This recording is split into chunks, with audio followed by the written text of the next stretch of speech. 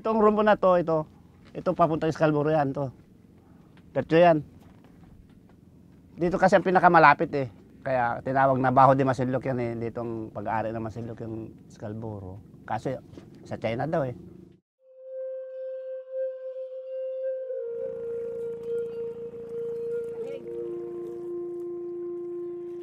Fifteen years pa lang ako, nagpupunta lang ako ng Scarborough. May barko pa doon na nakatingga, yung sinadsad talaga mismo para praktisan ng mga Amerikano noon na nasa may naval base pa tayo sa Olongapo noon. At saka, kublihan pati namin kung may bagyo.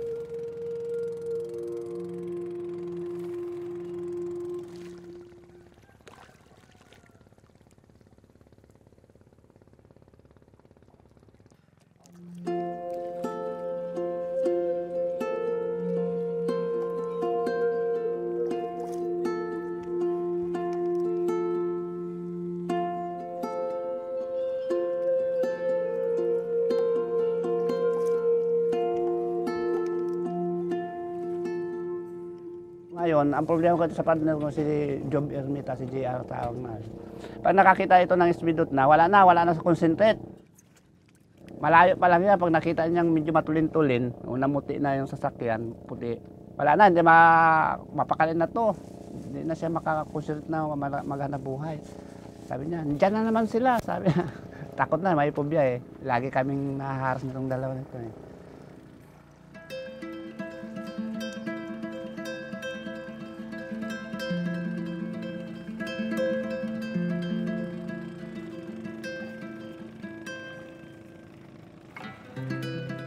Mahirap na ang kwan dito, ligay doon sa Scarborough sana, na kung papasukin kami sa loob na magandang kwan namin doon, okay lang sana.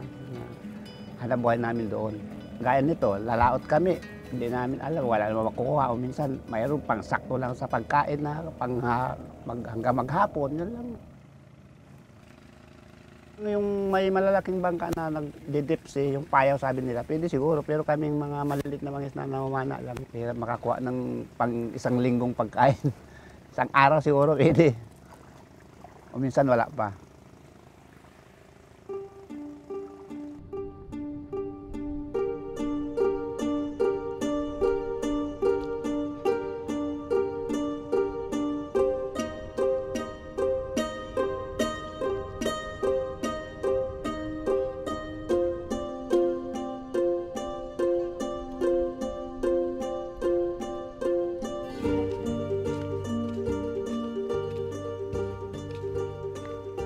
Mahirap at masakit na yung sariling atin hindi natin mapuntahan, hindi natin mapasok.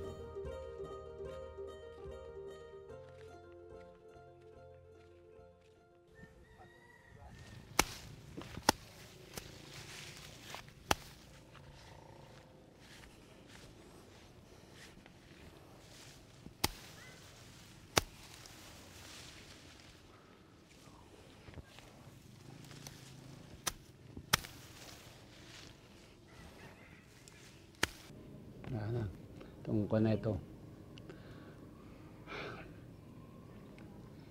Sayang, wala tayong kuhaan talaga. Ang ganda sana magsabong na. Walang fertilizer. Yung baboy, pumunta sa palay yung baboy, oh. Yung Biik. Kaya kusot-kusot ka. Inin, bayar. Meron pa na mo pa. Buga. Bugay na, tamin na inin.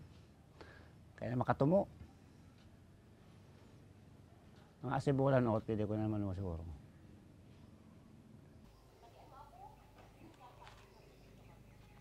Hindi na makakuha ng pare ko. Ang tao, oh. Kaya tayo.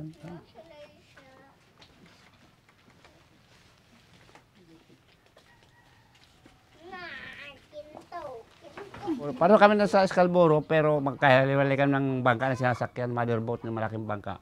Pa sa kanya, iba sa akin. Sabi ko, puntahan nga natin kung kumusta natin yung kumpare ko, kung anong nangyayari doon, ba't na-stroke daw. Kinuha yung kanila, yung Gamit niya po. yung gamit nila pana at saka yung nahuling isda, tapos ginanso pa sila sa kuhan dito sa may damit nila, may parang hook na yung ganun sila.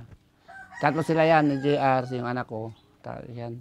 Kaya may mga trauma na din ng mga ito, gaya ni JR nga, makakita lang ng speedboat. Wala na, hindi na mapakali. Nandito naman ang mga China.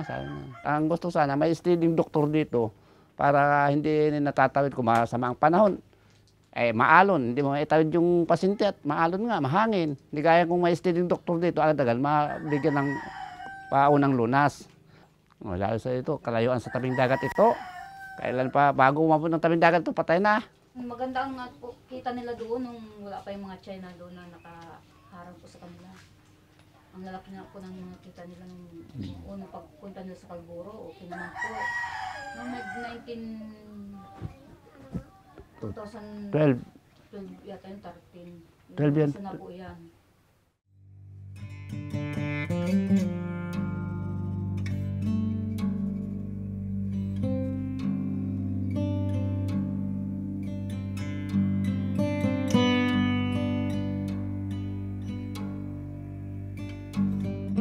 We have brought this up to the Chinese ambassador. We have said this is unacceptable. Yes. We want the fishermen to fish freely. We don't want even a single kilo to be exacted from the Will fishermen. that include allowing the bigger boats to get into Scarborough? That's not necessary because as the fisherman has said, yung maliliit na boats na pumapasok sa lagoon, sa dami po, nauubos na rin ng isda.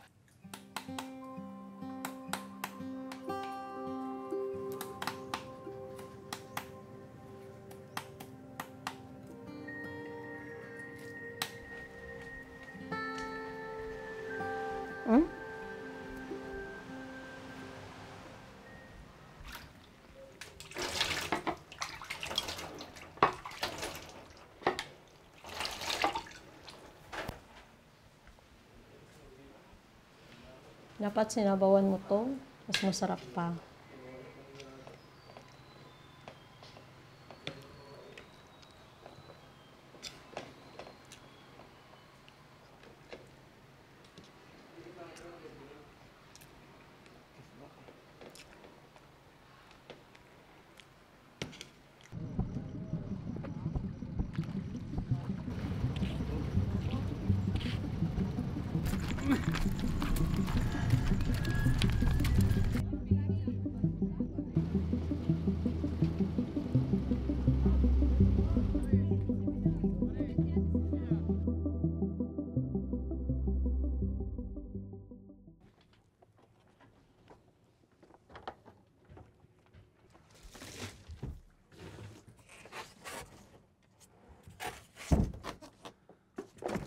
Puro ang tubig ito.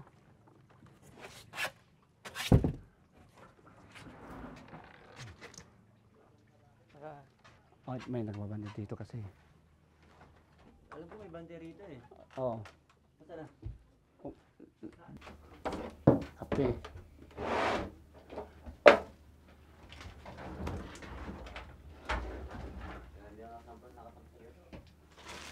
Ito ay. Deal.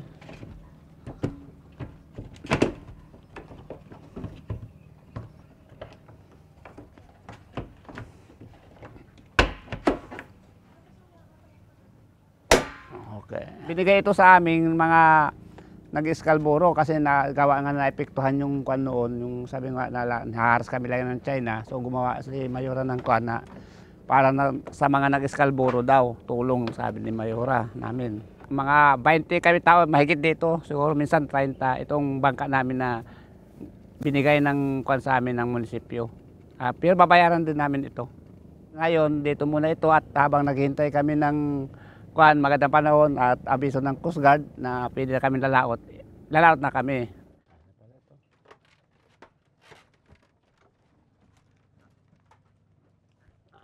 Nung wala pa yung hindi pa nag-stand up yan, okay pa kami ng mga China Surveillance, ang pangalan ng barko nila puti.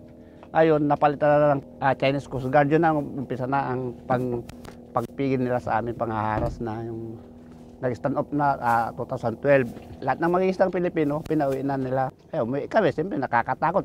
Di arma silang lahat, dami speedboat. Yung iba tumakas na lang at takot na nga, baka ano mangyari sa kanila, baka magbabarilin. Ay po kami sa laot.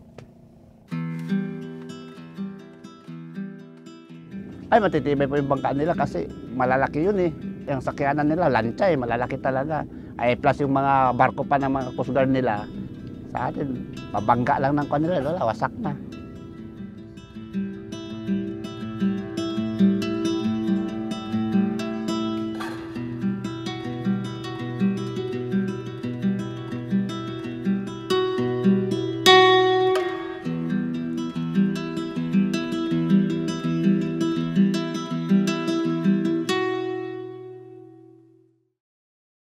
Itong mga bangka na ito, bigay sa amin ng gobyerno, gaya nila ni Harry Roque, na pinagawa nila ito na walang sabi sa amin o walang sangguni sa mga taong mangingisda.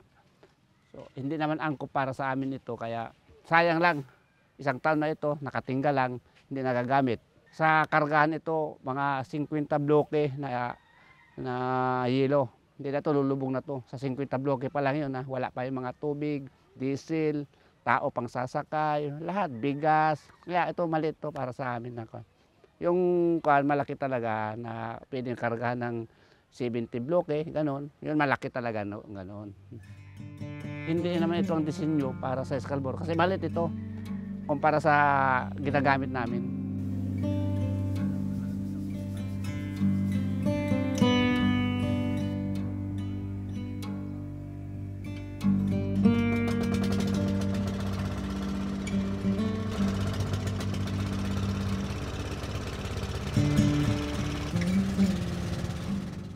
Ang pagkakala ko June na yun nung ginang kami ng Coast Guard ng China.